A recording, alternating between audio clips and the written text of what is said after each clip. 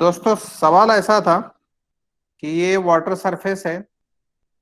नीचे कुछ डिस्टेंस पर अपना मछली है ना। और बर्ड है कुछ हाइट पर। वो शायद ये 20 है और ये 6 है।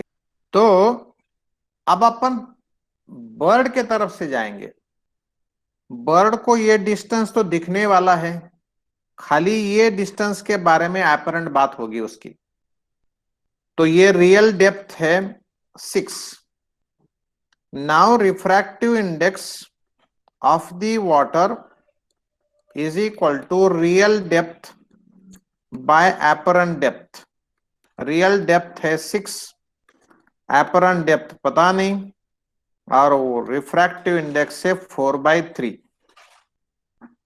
Is this. अब ये apparent डेप्थ हो जाएंगी उसके लिए कितना रे बाबा। ये 2 2 4, 2 3 6, ये 9/2। This is equal to 4.5। मतलब ये मछली इस बर्ड को यही डिस्टेंस पर दिखेंगी। इसका मतलब अकॉर्डिंग टू बर्ड, कौन है बाबा, शुभम सोनपेटकर, तनया सोनपेटकर, खूप लेट झाला बेटा। हे 4.5 प्लस 20, ये इतना डिस्टेंस दिखाई देगा उस बर्ड को मछली का। तो bird will see the fish at a distance of 20 plus according to bird distance of a fish, according to bird distance of a fish is 20 plus 4.5, that is equal to 24.5 meters, है ना। इतना distance पे दिखाई देगा। Got it. अब मछली देखती है बर्ड को, तो वो बर्ड, अब ये देखो फिर से वही बात। ये अपना वाटर सरफेस, ये बर्ड की डिस्टेंस है ना 20 मीटर्स। ये मछली है पानी में, ये डिस्टेंस 6 मीटर। इसको तो ये यहां तक का डिस्टेंस 6 मीटर से दिखने वाला है। वो कहाँ कम ज्यादा होगा। अब कम ज्यादा क्या होगा, तो ये वाला। तो फिर से वही बात, refractive index is equal to real depth by apparent depth. अब ये मछली जब पानी में है तो उसको रिफ्रैक्टिव इंडेक्स पानी का नहीं देखना है, उसको एयर का देखना है। इसलिए रिफ्रैक्टिव इंडेक्स ऑफ एयर बन गया विथ रेस्पेक्ट टू वाटर 3/4, मतलब 1 रिफ्रैक्टिव इंडेक्स ऑफ वाटर। यही गलती कर ली बहुत सारे लोगों ने, 4/3 ही रख दिया। रियल डेप्थ कितनी है, 20 है। एपरेंट डेप्थ निकालनी है। अब ये एपरेंट डेप्थ हो जाएंगी 80/3, 3 दूने 6 राहिले 2 3 6 18, ये ऐसा। Got it. मतलब बर्ड दूर है ऐसा लगेगा, और ये फिश बिल्कुल रिलैक्स होगा। अरे यार इतना दूर वो पंछी अपने को क्या पकड़ता। समझे क्या। अपने को क्या पकड़ता, तो फिर ये आराम से घूमते रहता, तीरते रहता पानी में, और बर्ड मारता झपक। तो इसकी स्पीड के कारण वो पकड़ लेता, वो स्पीड कम रहती है ना उसकी। हाँ, ये तो डिस्टेंस खाली दिखने वाला है, वो अपरेंट निकाला मैंने। तो according to bird, sorry according to fish,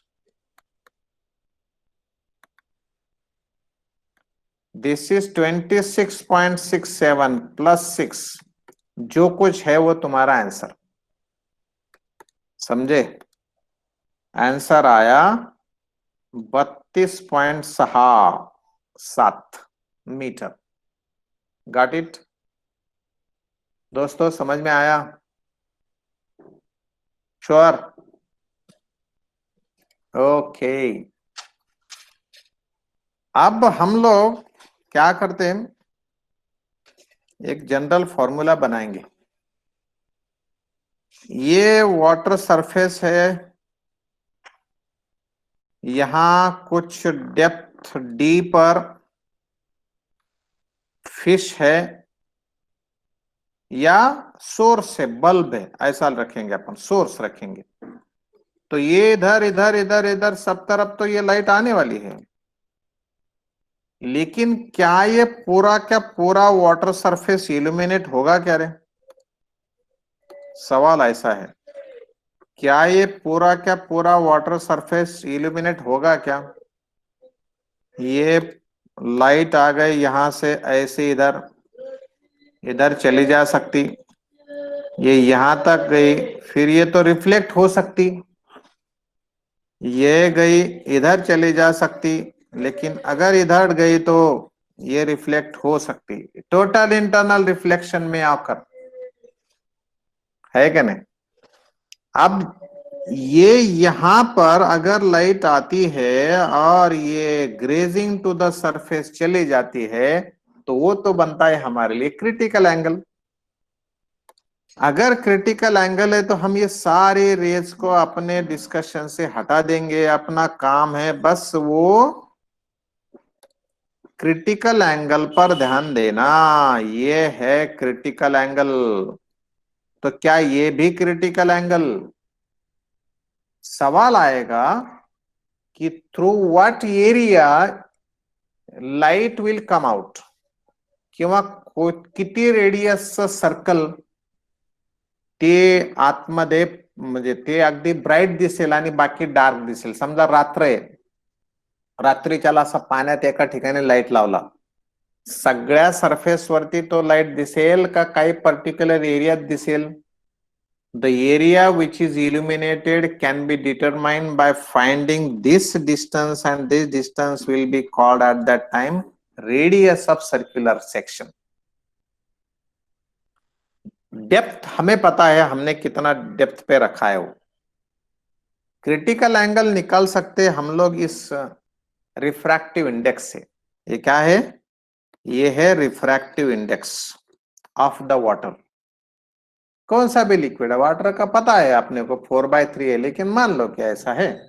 अब देखो, ये जो tan c है मेरे पास, tan c तो R/d है ना, पर tan c sin c upon cos c भी होता है।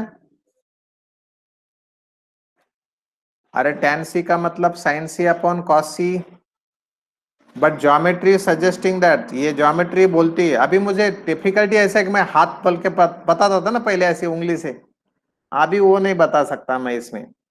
अभी ये पेन के एरो से आप लोगों को बता सकता। ये ट्रायंगल जो है, ये ट्रायंगल में से tan c is equal to opposite side upon adjacent side जैसी है, वैसा sin c by cos c भी तो है। Are these both same? अच्छा, लेकिन sin c तुम्हें रिफ्रैक्टिव इंडेक्स के टर्म्स में मालूम है क्या? What is sin c? sin c is 1 upon n, is it so? sin c is 1/n, पता है क्या नहीं बोलो?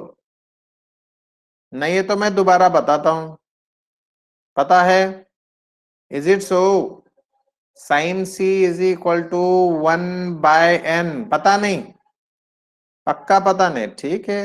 ठीक है बताता हूं, जो नहीं बताइएगा। ठीक है, बताया था मैंने, फिर भी बताता हूं दोस्तों। अगर यहां पर सोर्स है, ये रे ऑफ लाइट इधर से जाती है, तो यहां पर चले जाएंगे तो रिफ्रैक्शन हो गया।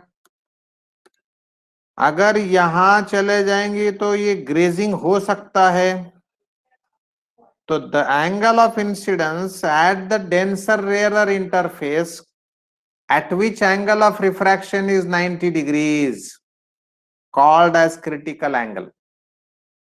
Now refractive index of air with respect to water is equal to sine of C by sine of 90, मतलब sine of refraction. So this is what sine of C. But shall I write this refractive index of air with respect to water as 1 by refractive index of water with respect to air? Have you understood these four terms in a line? अरे चार side समझ में आया कि ये line समझ में आ गई पूरी. तो क्या sine C is equal to 1/n होता है? होता है तो होता है, मान लिया, फिर कोई बात नहीं, चलेगा. ओके, तो फिर ये मैं हटा देता हूं. Sine C is equal to 1/n. Okay, पर साइन ऑफ सी अगर 1/n होता है तो कॉस ऑफ सी क्या होगा? क्योंकि मुझे कॉस ऑफ सी भी तो रिप्लेस करना है. देयरफॉर कॉस ऑफ सी, अरे क्या मैथमेटिक्स वाले लोग बताएंगे, 1 माइनस साइन स्क्वायर सी का स्क्वायर रूट होता है. अरे is this so? Mathematics non mathematics पूरे लोग बता सकते, बता सकते. चलो ठीक है, तो फिर ये रख दो यहां पर. अच्छा, यहां पर फिर ये ऐसा होगा क्या? रही है root of 1 - 1/n bracket square. अरे sine of C is 1/n है ना. This is why I have replaced sine square C by 1/n square. Root 1 - 1/n square. Okay, मैंने लिख दिया बेटा वो. हाँ चलेगा, हो गया. अब put in this tan formula. So ये r बाय, मैं साइन कलर भी बदलता हूं फिर, r by D is equal to sine C है 1/n, कॉस ऑफ सी है रूट ऑफ 1 - 1/n का ब्रैकेट स्क्वायर, है ना. तो क्या होल इक्वेशन से, मतलब राइट साइड से 1/n से डिवाइड कर सकते? तो ऊपर रहेगा 1, नीचे आएगा 1 - 1/n bracket square whole divided by 1/n bracket square. आ गया. आप लोगों के लास्ट वाले टर्म्स अगर दिखते नहीं होंगे तो मैं ये सबको इरेज कर दे क्या? तो मुझे थोड़ा लिखने में आसानी जाएंगी बड़े बड़े फॉन्ट में. क्या दिखता है ये मैं हटा दिया. ओके, अब मैं बड़ा बड़ा लिख सकता हूं, बड़ा लिख सकता हूं, बड़े का भी लिख सकता हूं. r/d इज इक्वल टू ये 1/√ऑफ 1 - 1/n ब्रैकेट स्क्वायर. ये 1/n रूट में लिया इसलिए 1/n का ब्रैकेट स्क्वायर हुआ. अरे भैया समझ में आया क्या ये स्टेप? अरे भैया ब्रैकेट में लिया तो 1/n स्क्वायर समझ में आया? समझ में आया, हाँ. ओके, अब ये क्या मेरा इक्वेशन सॉरी 1/n स्क्वायर से डिवाइड करने के बाद ये n स्क्वायर आएगा, -1 होगा क्या? रे क्या ये भी सेपरेट सेपरेट लिख के बताओ. 1/1/n bracket square -1/n bracket square whole divided by 1 नहीं, क्या ये मेरे 1/n स्क्वायर नमस्ते हुआ, मतलब 1 रह गया और इसका इनवर्स हो गया. तो क्या मेरा final answer r/d is equal to, final नहीं लेकिन ऐसा आ गया, n स्क्वायर -1 आ गया.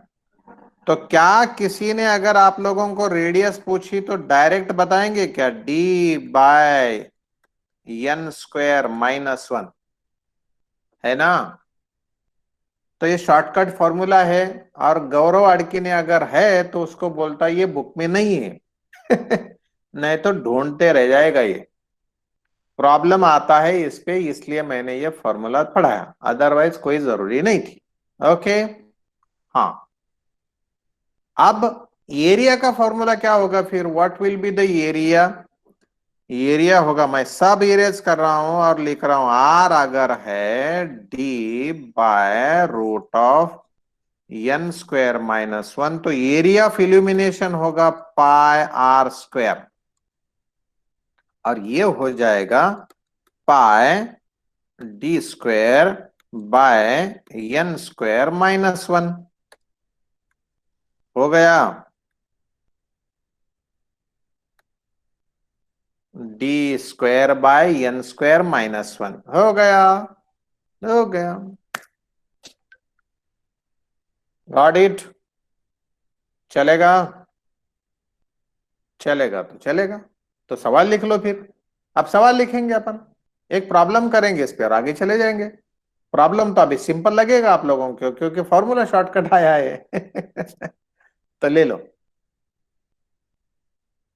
फिगर में πr² बताएगा। अभी 3 डायमेंशनल कैसे बताओ? आप देख, तू क्या करती है, मैं पानी बताता हूं। तो स्विमिंग करने के लिए ऐसा ऊपर से उड़ी मार रही है, ऐसा सोच ले। ये यहां से तमसील, ये तमसील ऊपर से, तो ऊपर से उसको ये पानी ऐसा दिखेगा क्या? ये पूरा पानी तमसील को ऐसा देखेगा क्या जम मार रही तो पानी में? हाँ, तमसील ऊपर से तू जम मारती तो तुझे पानी ऐसा दिखेगा। अब ये इल्यूमिनेशन दिखेगा ऐसा। कुछ भी पूछते बच्चे यार। टेस्ट लेती कह रहे मेरा, मेरा टेस्ट लेती। ये सर्कुलर दिखेगा ऐसा, ऐसा। अरे चुप पूछा बेटा, बाकी कुछ नहीं। ऐसी रेडियस है आर। अब अंदर कहीं नीचे, नीचे अंदर कहीं सेंटर पर, यहां पे ऐसा बल्ब, बल्ब दिखता नहीं, बल्ब है। उसके सारे ये रेज ऐसे इधर आ गए, इधर आ गए, इधर आ गए, इधर आ गए, इधर आ गए, इधर आ गए। और ये इतने जो येलो कलर के रेज है ना, वो तेरे आंख में जा रहे। फिर जो इधर का रे चलेगा ये ऐसा ग्रेजिंग चलेगा। ये यहां से बाहर जो आए ना, यहां से बाहर आए, रिफ्लेक्ट हो गए, इंटरनल रिफ्लेक्ट हुआ ऐसा, ऐसा चलेगा अंदर, ऐसा दिखेगा वो। एक ऐसी मस्त डिस्क दिखेगी, डिस्क, व्हाइट डिस्क पानी पर। वहां पे अगर फिश है तो उतने एरिया में सारी दुनिया दिखेगी उसे। उतने एरिया में सारी दुनिया दिखती। इथं जरी असेल तर इथं येणारा रे जो आहे तो असा इकडून आलेलाच आहे। तो इथून तर आलेलाच आहे हो, यात तर काही विषयच नाही, पण इकडून आलेला आहे, इथून आलेला आहे, इथून आलेला आहे, इथून आलेला आहे, सगळीकडून आलेला आहे। म्हणून त्याला पाण्यामध्ये गेल्यानंतर अख्खं हे जे हेमिस्फिअर आहे कॉस्मॉसचं, आता सध्याला जेवढं दिसतं तेवढं सर्व त्या पाण्यात दिसतं। झाड म्हणजे अगदी त्या समुद्राच्या किनाऱ्यावरचे झाड सुद्धा त्याला दिसतात। ऐसा है। अभी क्वेश्चन बता दे, चलो लिखो।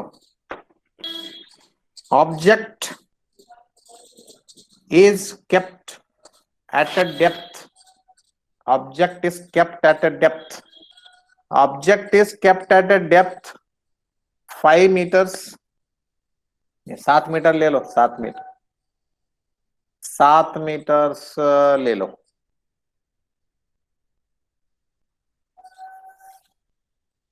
kept at a depth 7 meters underwater of refractive index 4/3, full stop.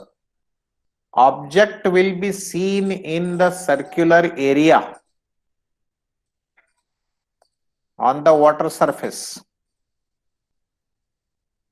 Dash dash dash dash dash 198 आ रहा है। Okay, refraction from curved surfaces, refraction from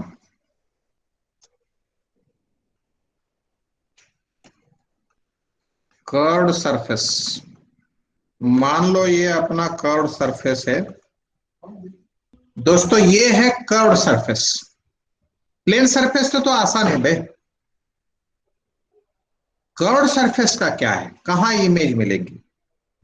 तो ये होगा अपना ये इसका एक्सिस मान लो, ये है उसका axis. Let object is placed here, radius of curvature of this surface is, let this center of curvature, it means this is radius of curvature, let it is r. Now this is the pole point, so this distance will be called as u. No doubt by sign convention this distance will be minus u. Now rays will emit from this and will incident at this. दोस्तों, though I am taking this point is little further, but this point is not far away. Okay, तो ये point Q बहुत ही नजदीक है, बहुत ज्यादा दूर नहीं। अब अगर आप लोगों को यहां पर ये लाइन मैंने बताई तो इस लाइन को आप लोग क्या बोलेंगे? कौन सी लाइन होगी ये तो नॉर्मल हो गई क्योंकि ये तो रेडियस है ना रे? ये तो रेडियस बन गई है। Okay, therefore this angle becomes angle of incidence. अगर ये डिस्टेंस बहुत ही क्लोज है तो एंगल ऑफ इंसिडेंस भी बहुत स्मॉल होगा। अब इस रे को जाना था इस रास्ते से, but it will deviate towards the normal and a deviated path will be shown। ऐसा हो सकता है ये deviated, क्या थोड़ा सा मैं ज्यादा बताऊं?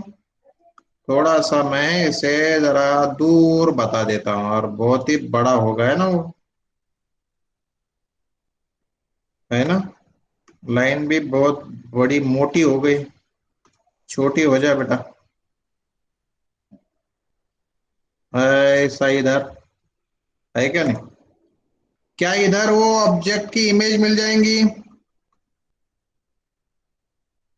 क्या ये डिस्टेंस फिर भी होगा? अरे होगा क्या नहीं होगा? और angle made by refracted ray with the normal will be called as angle of refraction. क्या बहुत छोटा हुआ? नहीं, बहुत छोटा हुआ तो मैं बड़ा इधर लिखता हूं। ये है मेरा इंसिडेंट रे, ये है मेरा रिफ्रैक्टेड रे, और एक रे तो सीधा जाने वाली है। कौन सी रे जाने वाली है? ये ऐसी नॉर्मल इंसिडेंस इधर इधर, तो यहाँ पे मिल जाने के बाद मिल गया अपना आई, समझ गया? ये सीधा जाया गया, जाने के बाद गया आई पर। क्या इमेज पोजीशन सबको समझ में आ गए? कौन सा फॉर्मूला यूज कर सकते क्या? स्नेल्स लॉ का? श्योरली स्नेल्स लॉ का फॉर्मूला तो यूज कर सकते हैं, करना ही पड़ेगा। स्नेल्स लॉ एप्लीकेबल एवरीवेयर, क्योंकि रिफ्रैक्शन रिफ्लेक्शन के लिए जगह कितनी लगती है ना? हाँ, आता आपला अँगल ऑफ इन्सिडन्स दिलाय, परंतु याला आपण म्हणू लेट अल्फा। काय म्हणायचं याला? अल्फा। हा अँगल घेऊ आणि बीटा, कोणता अँगल घ्यायचा बीटा, हा इकडं इकडचा अँगल घेऊ आम्ही बीटा, याला म्हणू गॅमा. काय त्याला पहिल्यांदा बीटा म्हणलास तरी चालला असतं, अल्फा बीटा गॅमा आहे ना, म्हणलं असतं तरी चाललं असतं. अल्फा बीटा गॅमा हे कोणीच राहणार नाही, त्यामुळे तुम्ही याला काही म्हणा, एबीसी नाव दिलं तरी चालतं बरं का. अल्फा बीटा गैमा आप कहीं भी दे दो, कोई परेशानी नहीं है। अरे मैंने जे 3 एंगल्स बताए समझ में आ गया? ये डायग्राम आपको आना जरूरी नहीं है, फील होना जरूरी है, समझना जरूरी है, क्योंकि ये 11वीं का सिलेबस है. रे डायग्राम समजली नसेल तर मला कलर ना सांगा की हे गोष्ट मला कळाली नाही. सगळ्यांना कळालं? ओके, चला मग आता काय करू आपण पहिल्यांदा स्नेल्स लॉ लिहू. Let this is water medium whose refractive index is n1. ये अंदर का जो है वो रिफ्रैक्टिव इंडेक्स 2 वाला है, तो मुझे refractive index of 2 with respect to 1 is equal to, समझ में है कि sine of I divided by sine of R. Got it? अरे हे समजलंय. आणि तुम्हाला हे माहिती आहे refractive index of 2 with respect to 1 म्हणजेच refractive index of 2 divided by refractive index 1. नाहीतर इथं तुम्ही तिरपा गुणाकार केलेला होता. अरे केला होता की नाही तिरपा गुणाकार? n1 sin i is equal to n2 sin r असा होता की नाही स्नेल्स लॉ? होता.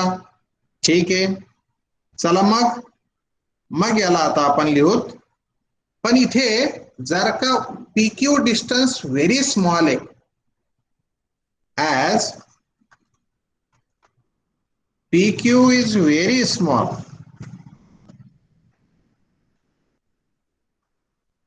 then I and R are very small.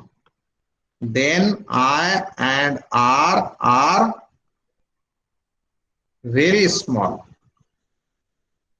है क्या नहीं? मेरा वो अभी एक्टिव हो गया है, तो इसलिए वो लिखे वाला कट गया. तो दोस्तों आर वेरी स्मॉल, और जो n1 का सफिक्स है उस समय मैंने बैक साइड का एरो दबाया था तो वो चले गया था उस समय. देयरफॉर दोस्तों मुझे मिल जाएगा I n1 is equal to n2 r. अरे मिल जाएगा क्या? n1 i is equal to n2 r मिल गया. यहां तक कोई परेशानी? समझे? आप देखिए फिगर में आइएगा दोस्तों. यहां पर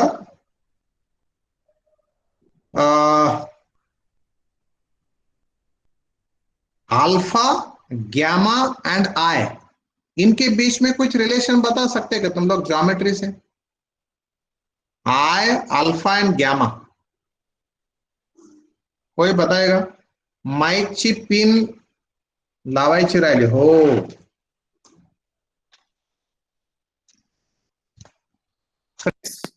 आई अल्फा एंड गैमा के बीच में relation alpha plus gamma is equal to I. Yes yes yes yes, triangle. तो मैं लिख देता हूं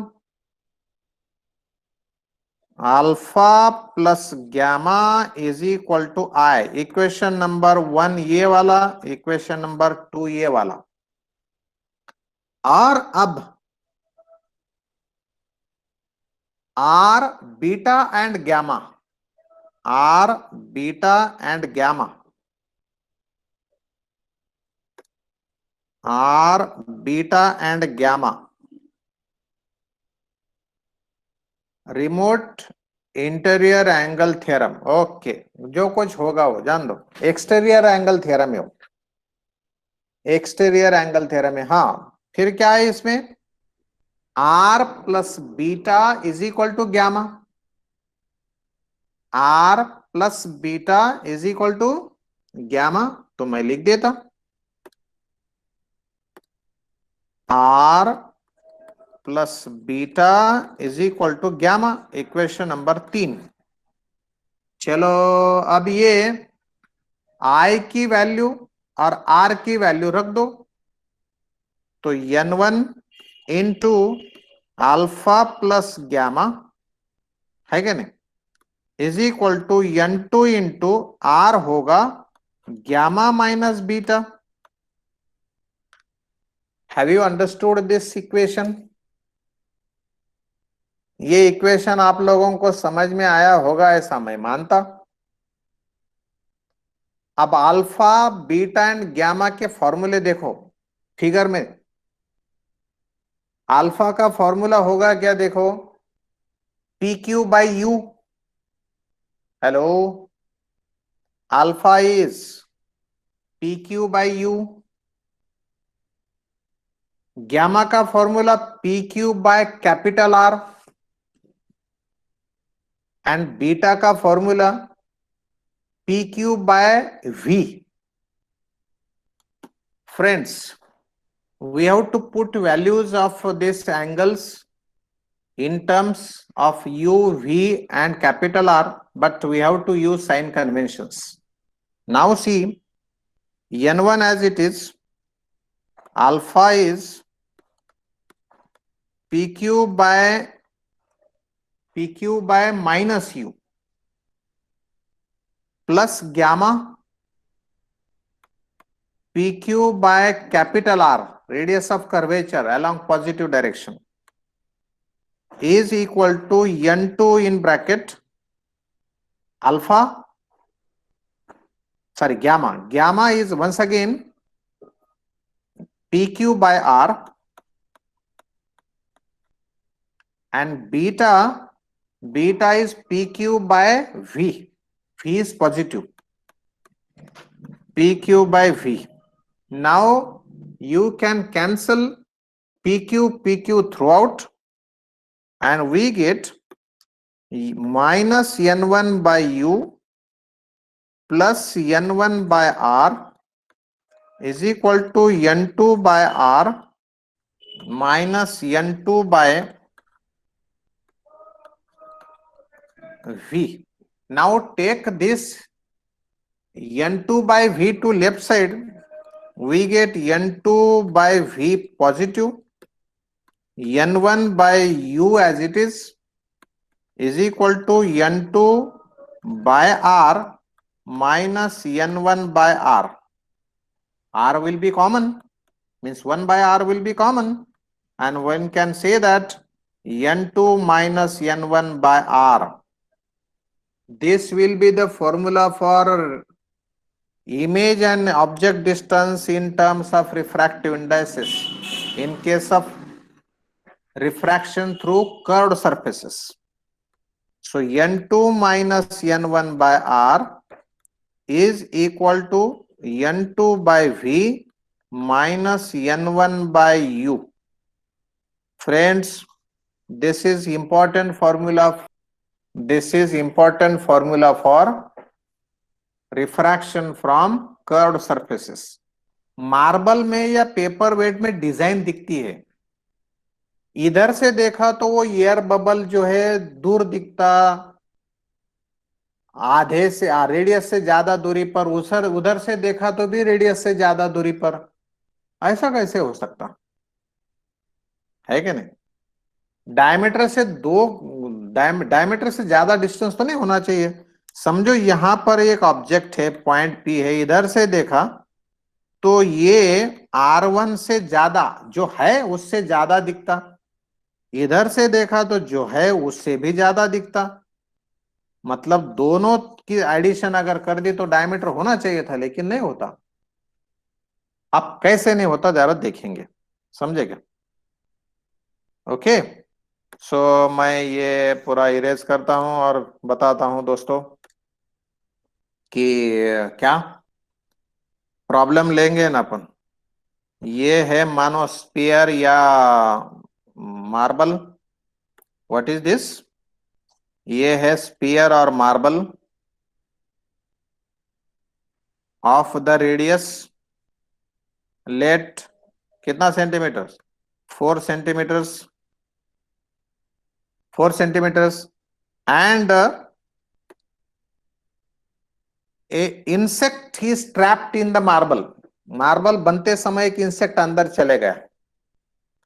insect is trapped under inside the marble at a distance 1 centimeter, at a distance 1 centimeter from one surface, from one side. If it is seen diametrically opposite side, if it is seen from diametrically opposite side, then at what distance will be it seen? Then at what distance will it be seen? Where glass marble है तो इसका refractive index 1.5। किधर से दिखता देखो, किधर से देखा हमने? इस साइड से देख लिया। मग या ठिकाणी आमचं यू किती आहे? यू आहे -3 सेंटीमीटर्स। रेडियस ऑफ कर्वेचर किती आहे? कॅपिटल आर आहे 4 सेंटीमीटर। क्वेश्चन प्लीज रिपीट, परत प्लीज। बर लिया। An insect is trapped, insect is trapped in a glass marble,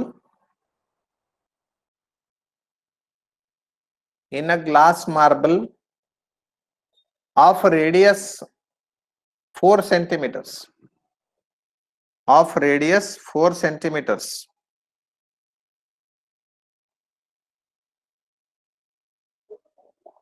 at a distance 1 centimeter, at a distance 1 centimeter from the surface, at a distance 1 centimeter from the surface. If it is seen from diametrically opposite direction, if it is seen from diametrically opposite direction, then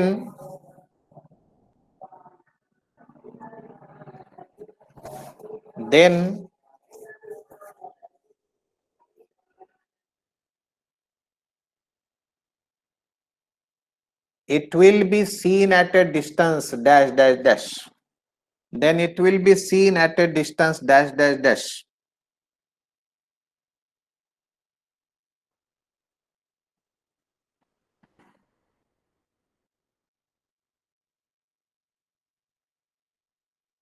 आता इथे ही जी radius of curvature आहे, ती radius of curvature कुठल्या बाजून आहे? इकडच्या बाजून आहे, अपोजिट साइड नाही ती, बरोबर आहे? म्हणजे मला आता असे उलटे हातात धरावं लागतील नाही, इकडच्या साइड नाही।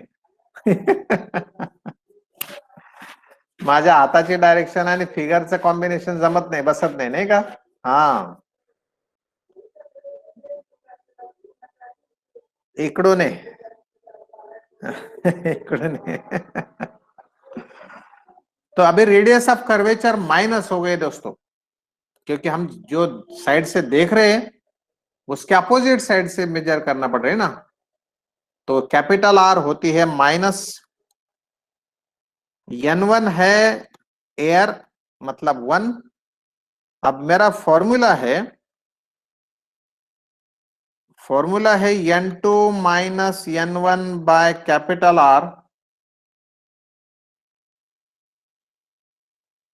और n2 by v minus n1 by u।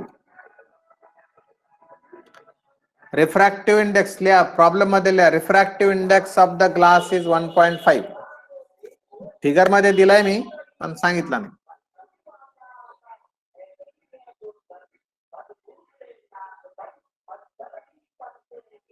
हाँ अभी यू मुझे इधर से देखना था तो इसलिए मेरे से लिखा गया. नाउ अपोजिट साइड से देखा गया तो यू बन जाएगा -3 सेंटीमीटर.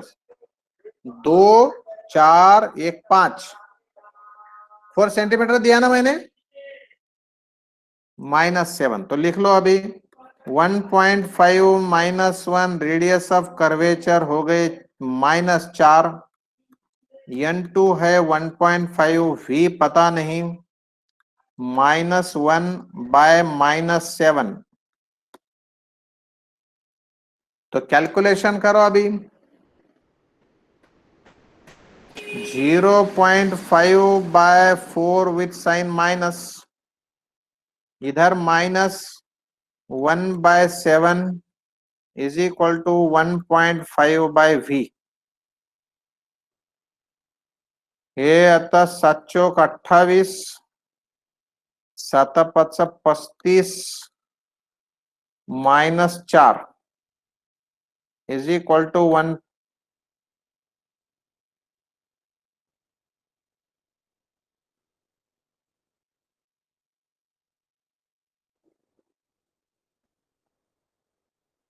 हरे हरे हरे हरे हरे, हाँ हाँ तेजस करेक्ट है. n2 जिसमें रिफ्रैक्शन हो रहा है उसका, n2 किसका होता है, जिसमें रिफ्रैक्शन होता है. तो हमने n2 गलत ले लिया.